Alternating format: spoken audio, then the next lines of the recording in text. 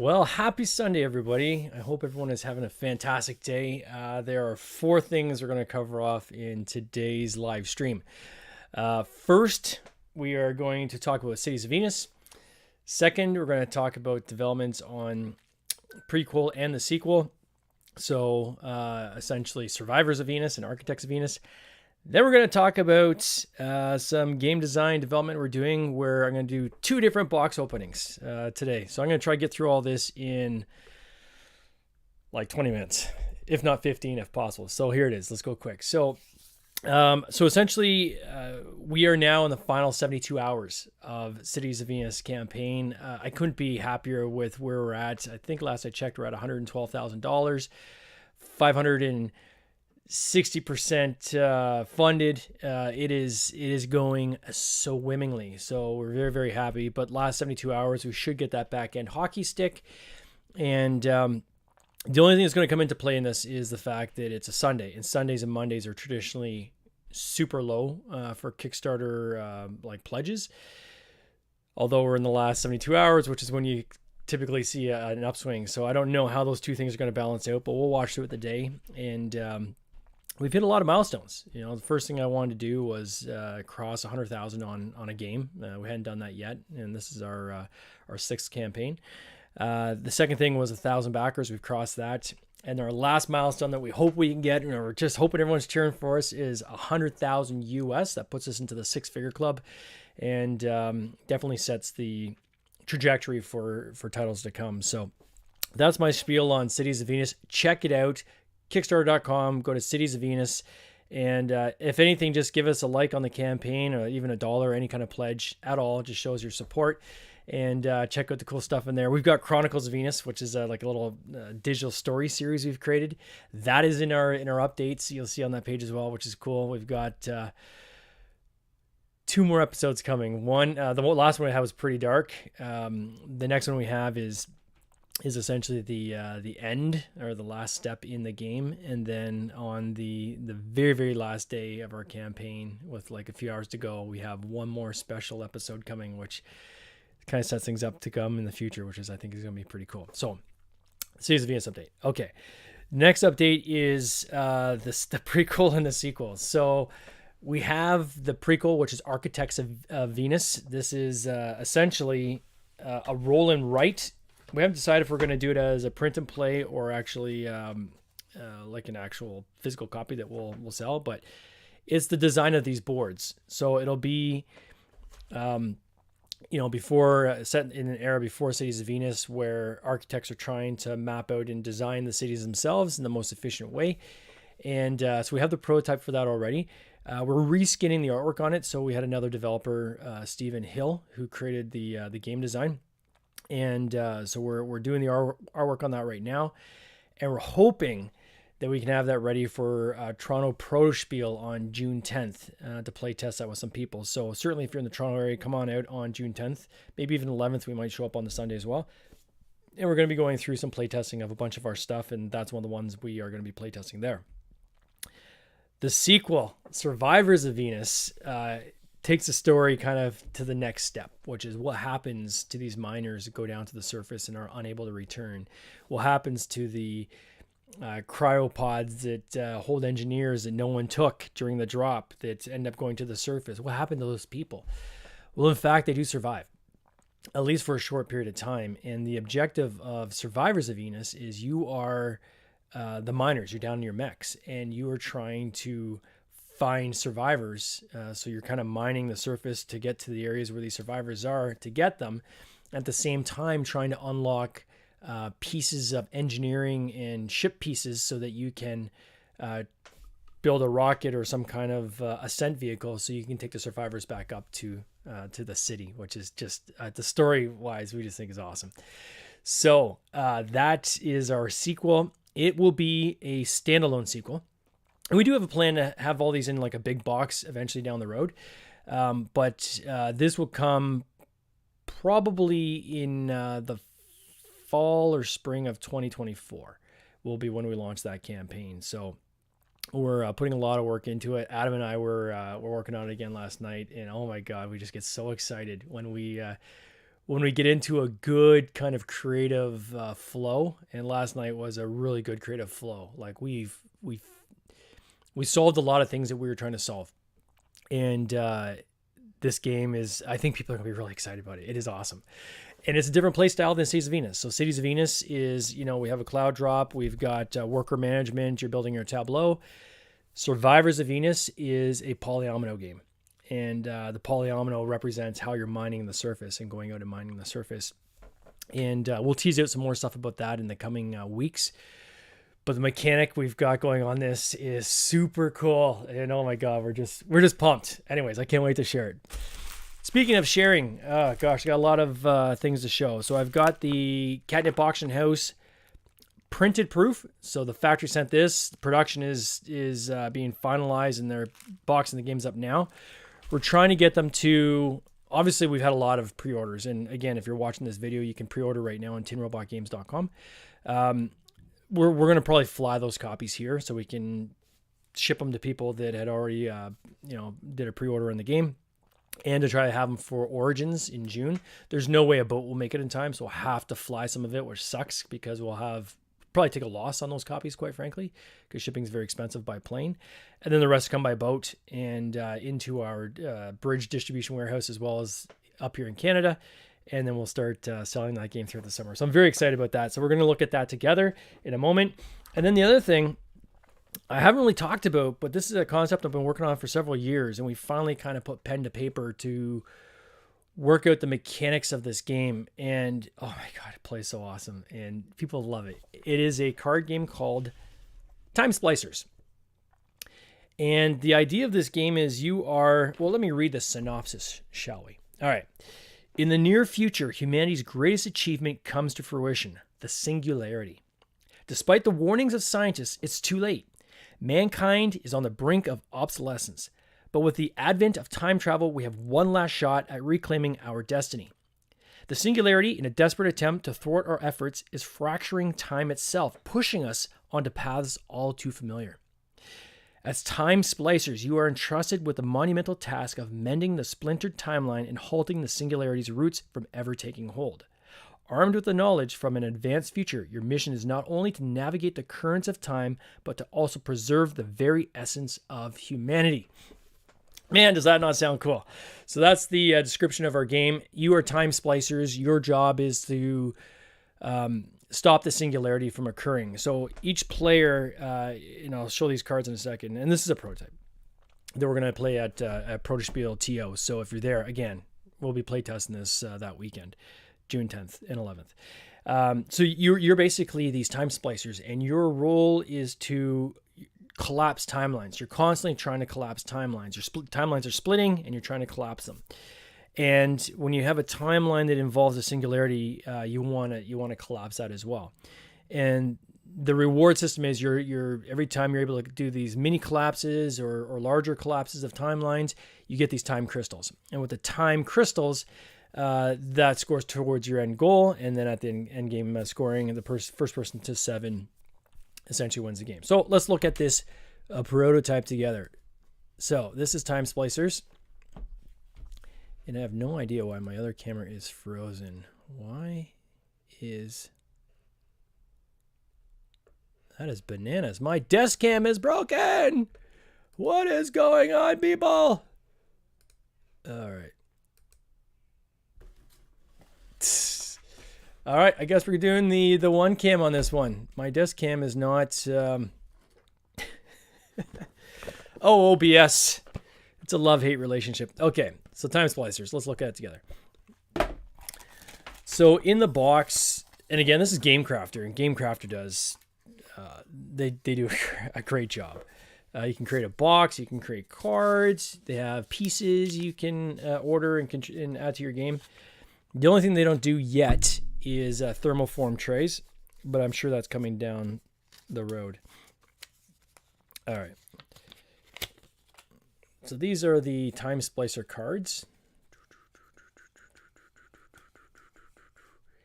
And what you have, and that's like a time jump, this card here.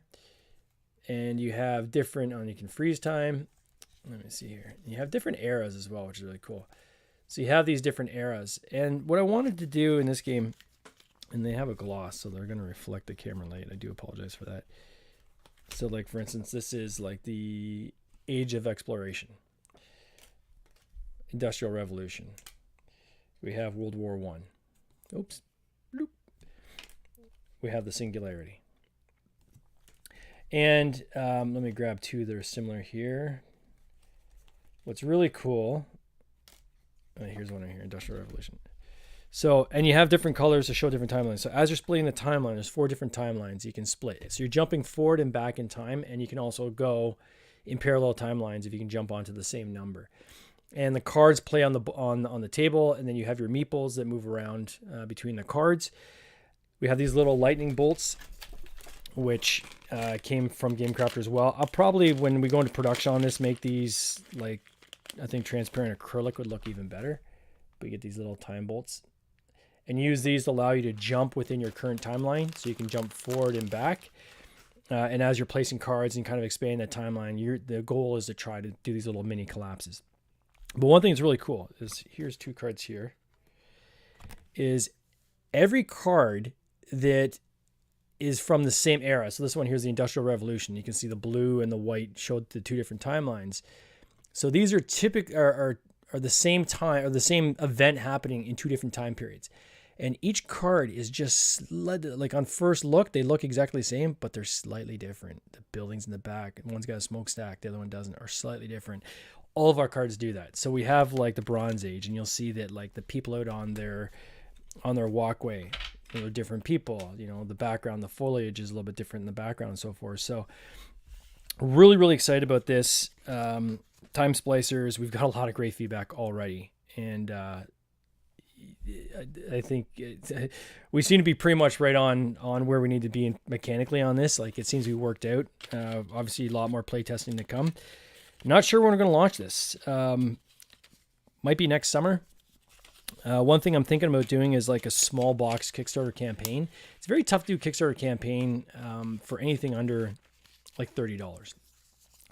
It's tough because you can't afford the advertising, right? Because your acquisition cost is about $17 a person. So what we're thinking of doing is having like a small box campaign. So in that campaign, you can buy 1, 2, 3. If you buy all the small boxes, you get an even bigger discount.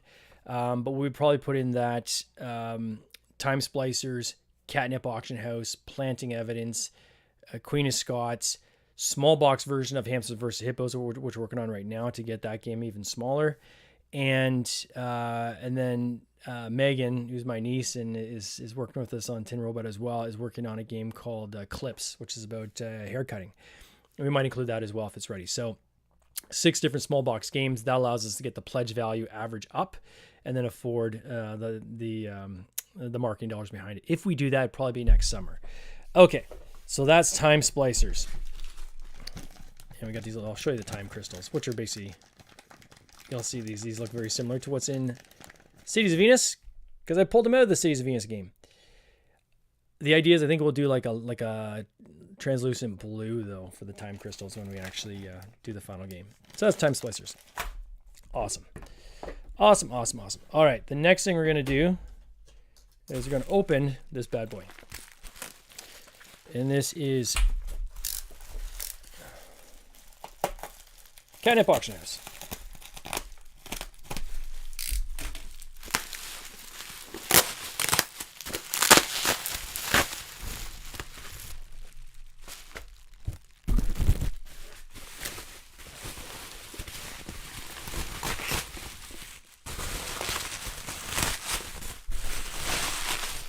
There's a couple things I'm going to look for in this, because the last printed proof we had, and that's why you get the printed proof from the factory before they go to production, is you want to make sure everything is just perfect.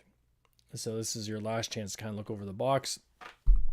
I'm seeing this live. We did this on camera, so the factory used long pack games on this particular game. We were on kind of WeChat together the other day, and they were showing me by camera, but then Rebecca's like, you know what, I'm just going to send you a copy just to be super safe, make sure you are cool with everything we have there. So that's what this is. Take out the shrink. So the first thing I love about this is that we did a matte finish with a spot UV varnish. So you can see the cat reflects, but the box doesn't. So this is like a soft matte, and then this is a spot UV. When you open up the box, I don't know why my nose always runs. Ugh. When I'm on camera, what's going on? All right, so let's open the box. Open sesame. All right, there. I love this reveal. How you see the cats all the way around. I always love to do stuff like that. So side printing, so you have stuff reveal when you open the box. Inside lid printing, I do this every single time just because I love it. I think it just makes the box. It's not hard to do. Well, it's not super easy either, but it's not as big a deal as probably some people make it out to be. And it just makes the box look that much more finished, which I think is cool. So, okay, so it's inside the box. I wish I could do the desk cam. Let me try this desk cam one more time. Still no bueno. Wow. Maybe if I turn off and turn back on.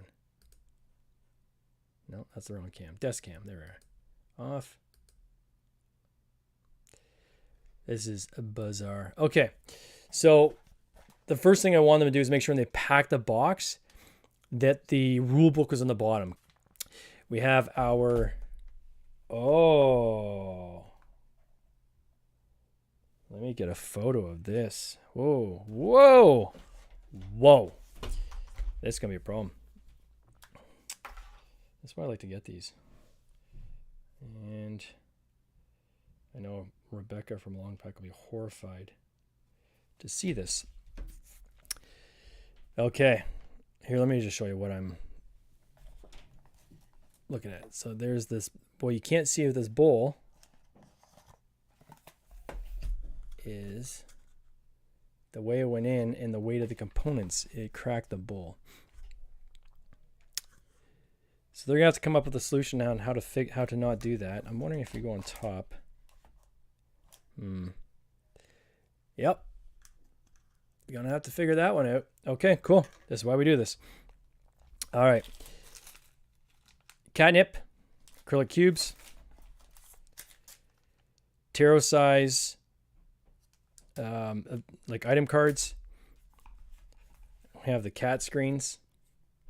Turned out well. I had them put in 2 extra Ziploc bags so that when you do all the punch outs, you have something to put them in. And then we have the standee base, which was missing in the last copy, so we've got that now for the standee. The standee is right here, and we also, the other thing issue we had was this directional marker was when you flipped it on the other side, they had just copied the artwork and just from the other side and recolored it, not realizing the type actually changed. So now the counterclockwise direction actually does go counterclockwise, and the mice look great. We got the paw tokens, and there we are. And then there is the book, which now is in great shape. So no kinks or anything in it this time, which is perfect. That turned out well.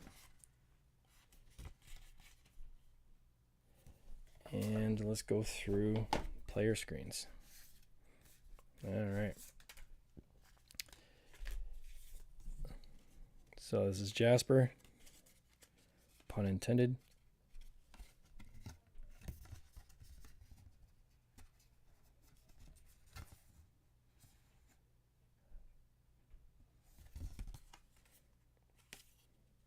And then on the inside, you've got your story of Jasper.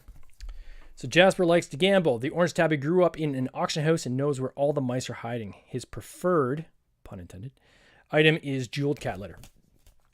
So we've got Jasper, we've got Midnight, Ms. Purlington, or sorry, that's Mr. Fluffy Pants, Ms. Purlington, Mew Baca, Reed, who's designer, that was his, I love that, Napoleon, Chuckles, Cotton Candy, Bandit, and Claudia. And then lastly, we've got the cards. Let's go through the cards real quick. And again, these turned out super awesome. So they're linen finish. It's tough to see on camera. See if we can see the. You can see the slight linen finish there. The linen was too deep before, which gave it issue. It made it there was issues with it shuffling, so we brought the linen finish depth down just a little bit. So now it looks awesome. And then you got your different items. You got your cat grass, cat bed, field mouse, gold scoop, cat shampoo, water fountain, ornate flea comb, premium paw balm, gold litter scoop, milk, scratch post, sweater, feather on a stick, cardboard box, toilet paper, toy mouse, and can of fish. So you're essentially bidding on these different items. It's an auction game. What I love about this is it plays 3 to 10 players. So up to 10 people can play. So great party game, great game night starter. And again, getting a ton of great feedback on this game. This one we're going to take to Origins. I know Reed himself is going to be, who's the designer, is going to be demoing this game there. I'll be demoing it as well. On the Friday at Origins, you'll have the ability to buy this game right on site because we'll be in the Bridge distribution booth. So if you're at Origins in Ohio coming up in June, please check us out.